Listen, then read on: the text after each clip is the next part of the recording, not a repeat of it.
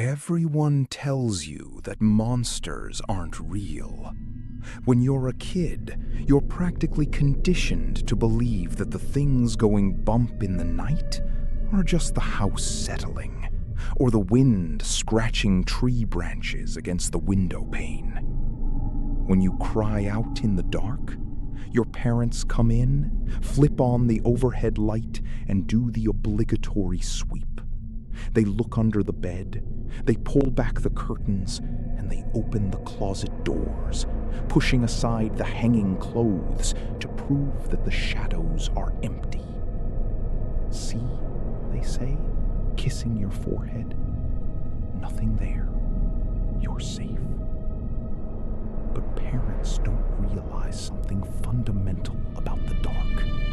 They don't realize that sometimes the monster isn't a figment of an overactive 7-year-old imagination.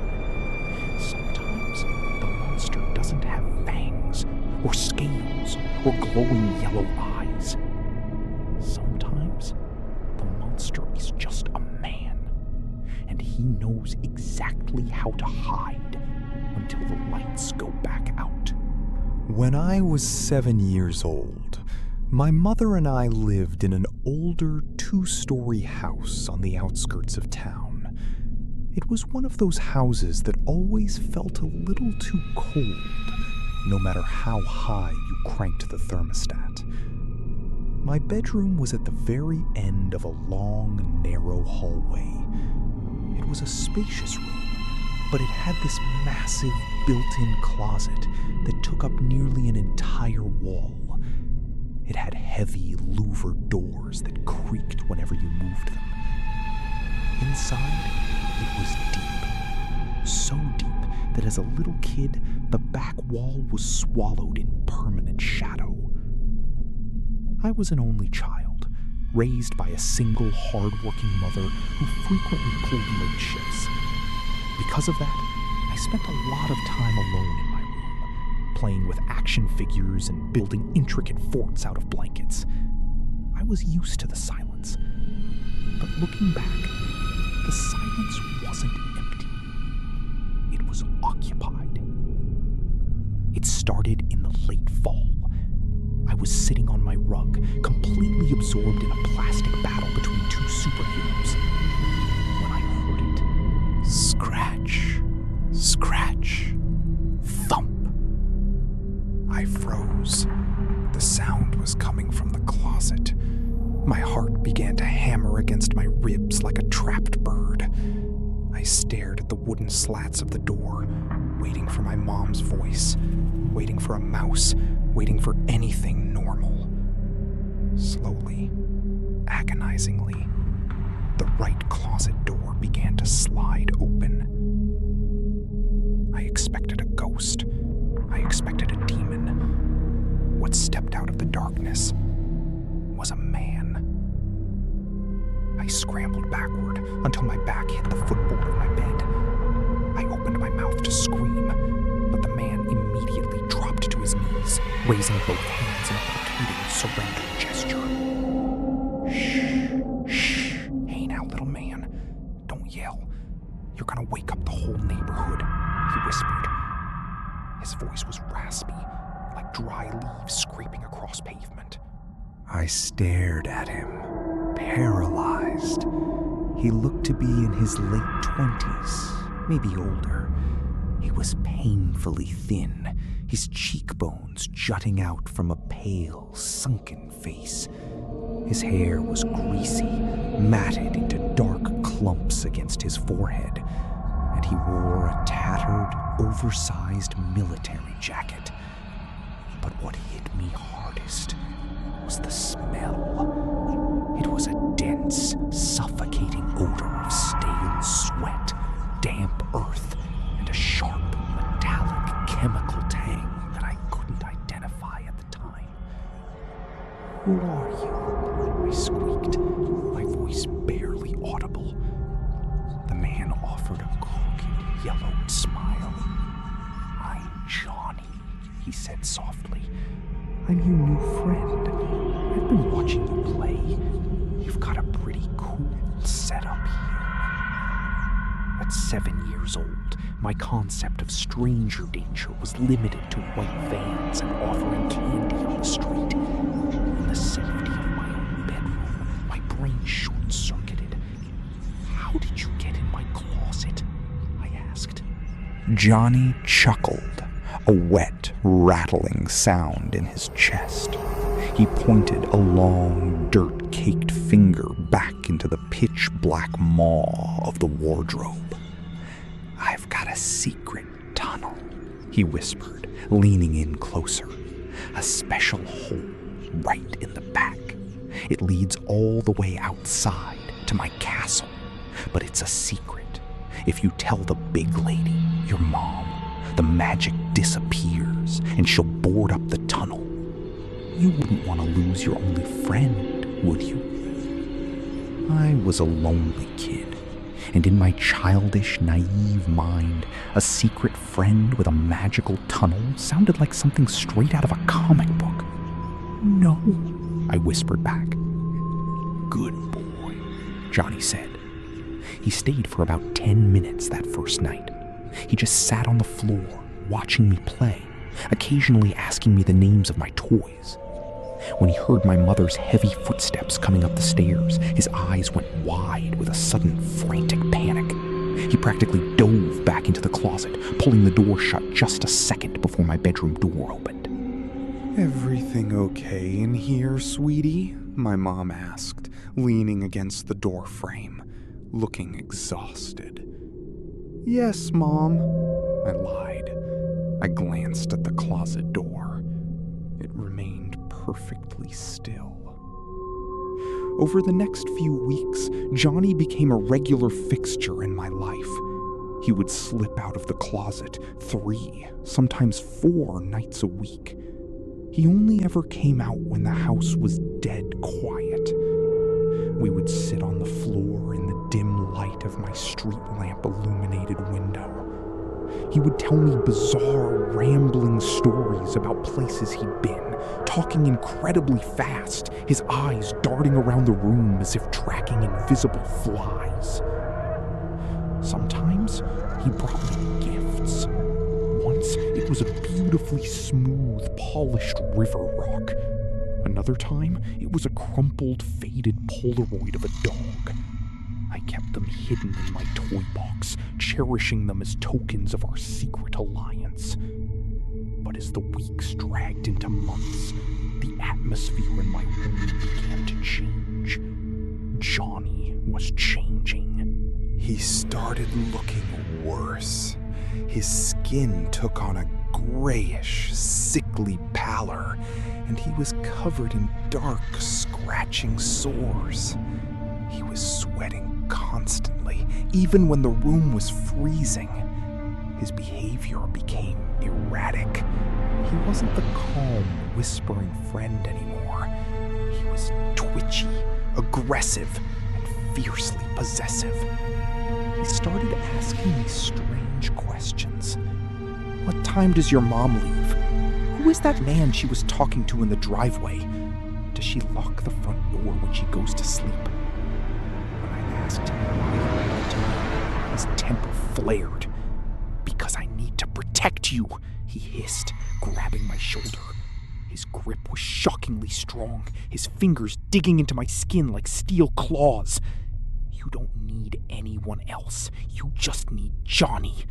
I see everything, kid. I'm always watching. Always." I started to grow terrified of him. I dreaded the sun going down. I dreaded the scratching sounds. I wanted to tell my mom, but Johnny had ingrained a deep, paralyzing fear in me. He told me that if I ever spoke a word about him, the bad men from his castle would come through the tunnel and take my mother away forever. So I suffered in silence, lying awake in the dark, my eyes locked on the closet doors, open. Then came the night that shattered my reality forever. It was midwinter, a brutal rainstorm was battering the house, thunder rattling the window panes. My mother was fast asleep down the hall. I was huddled under my blankets, trying to block out the noise of the storm, when the closet door burst open with a violent crack. I bolted upright. Johnny was standing at the foot of my bed, but he didn't look human anymore. He was completely drenched in sweat, his eyes bugging out of his skull, his pupils blown so wide they swallowed his irises. He was hyperventilating, his chest heaving, and he was grinding his teeth so hard I could hear the enamel squeaking. The smell radiating off him was atrocious. Pure, unadulterated rot and chemical waste. "Johnny?" I whimpered, pulling the blankets up to my chin. He lunged forward, crawling onto my bed like a feral animal. I tried to scramble away, but he was too fast. He grabbed my left wrist with both of his hands. His skin was ice cold and slick with perspiration. "We gotta go. We gotta go right now," he babbled, his voice a frantic, breathless squeak. "They're coming. You have to come with me into the dark. I have to show you something. You have to see it." "No, let me go," I cried, trying to yank my arm back. "Shut up! Shut up!" he snarled, his face contorting into a mask of pure rage. He yanked my arm so hard my shoulder popped, dragging me toward the edge of the mattress. "Come into the tunnel with me. I'll show you the real world. Come on!" The pain in my arm and the sheer, unadulterated terror in his eyes finally broke the spell he had over me. I opened my mouth, filled my lungs to capacity, and let out a blood-curdling, ear-piercing scream. "Mom! Mommy, help!" Johnny panicked. He let go of my wrist, clamping a filthy, foul-tasting hand over my mouth. But it was too late. I could hear the immediate thundering sound of my mother's bare feet sprinting down the hallway. "Let him go," a voice roared from outside the room. Johnny's head snapped toward the door. He shoved me backward onto the pillows, scrambled off the bed, and dove headfirst into the open closet, plunging into the darkness just as my bedroom door flew open, hitting the wall with a deafening bang. My mother flipped on the light switch. She saw me hyperventilating, sobbing hysterically, clutching my bruised wrist. "What happened? Who was in here?" she demanded, rushing to my side and enveloping me in her arms. "The man," I sobbed, pointing a trembling finger at the dark, open closet. "Johnny! He went into the tunnel!" My mother didn't hesitate. She didn't look in the closet. She grabbed me, carried me out of the room, ran down the stairs, and locked us inside the bathroom on the first floor. She had the phone to her ear before we even sat down on the tiles, dialing 911 with shaking fingers. The police arrived in less than 5 minutes. I remember the flashing red and blue lights painting the rain-streaked walls of our living room. 2 officers, guns drawn and flashlights blazing, made their way up the stairs to my bedroom. My mother and I huddled in the hallway, waiting in agonizing silence. I expected to hear a scuffle. I expected them to drag Johnny out in handcuffs. But instead, after about 10 minutes, one of the officers stepped out of my room. He was a large, imposing man, but his face was completely drained of color. He looked physically ill. He looked at my mother, his voice grim and hushed. "Ma'am, I need you to keep your son out here. We found something." "Did you find the man? Did he go out the hole?" my mother asked, her voice cracking. The officer shook his head slowly. "Ma'am, there is no hole leading outside. The back of the closet it's a false wall. Later that night, the truth came out, and it was infinitely more horrifying than a secret tunnel. The police tore down the back panel of my closet. Behind the hanging winter coats and old board games, there wasn't a portal to a magical castle. There was an access panel that led directly into an insulated, enclosed crawl space hidden between the walls of our house. It was a dead-end void, no bigger than a coffin, situated directly behind the drywall of my bedroom. Johnny hadn't been coming from the outside. He hadn't been sneaking in from the street. Johnny had been living inside my walls. When the crime scene investigators arrived, they pulled the contents of that crawl space out onto my bedroom floor. The details of what they found were kept from me for years, but when I was finally old enough to read the police reports, the reality of my childhood nightmare crystallized. Inside the tiny, suffocating space, they found a filthy, urine-soaked sleeping bag where Johnny had been sleeping. They found wrappers from food he had stolen from our kitchen while my mother and I were asleep. They found a rusty coffee can he used as a toilet, which explained the horrific stench that permeated his clothes. They also found dozens of used, dirty hypodermic needles scattered across the insulation. The chemical smell, the erratic behavior, the sudden aggression.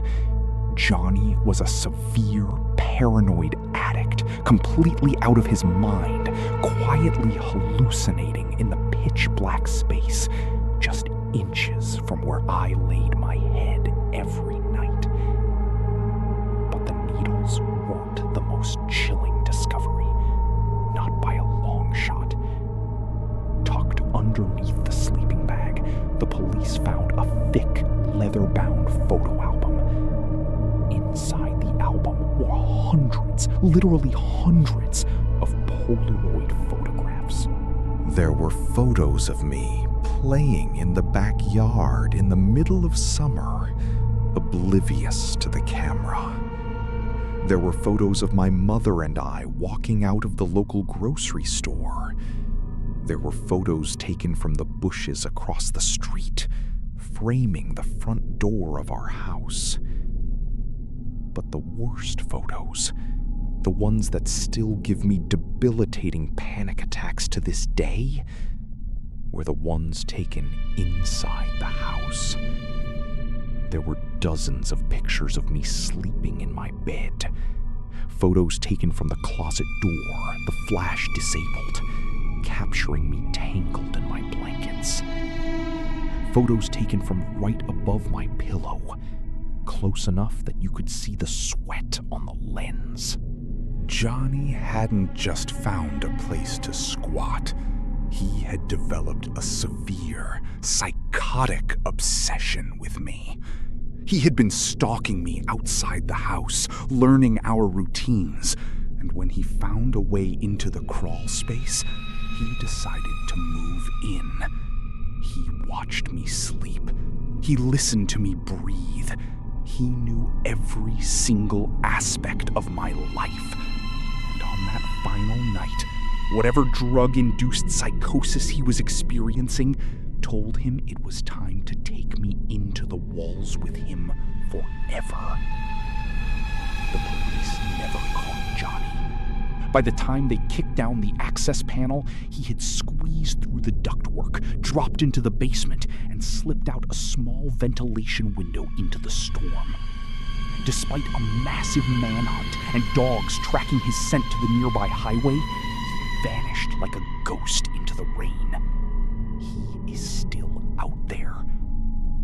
My mother sold the house a week later. We left most of our belongings behind. Neither of us could stomach the thought of going back into that room. I'm an adult now. I have a life, a career, and a home of my own. But some traumas are etched so deep into your bones that time can never truly erase them. Every night before I go to sleep, I do a routine. I check the locks on the doors. I check the latches on the windows. And then I walk into my bedroom, open the closet doors, and firmly push against the back wall, just to make sure it's solid. So, if you are lying in bed right now in the dark listening to this, and you hear a faint scratch coming from the shadows of your room, don't assume it's the wind. Don't assume it's the house settling. Do yourself a favor. Turn on the light. Check the closet.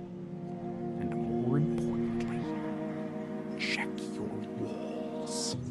Did this true story send a chill down your spine? The scariest monsters aren't the ones hiding under the bed.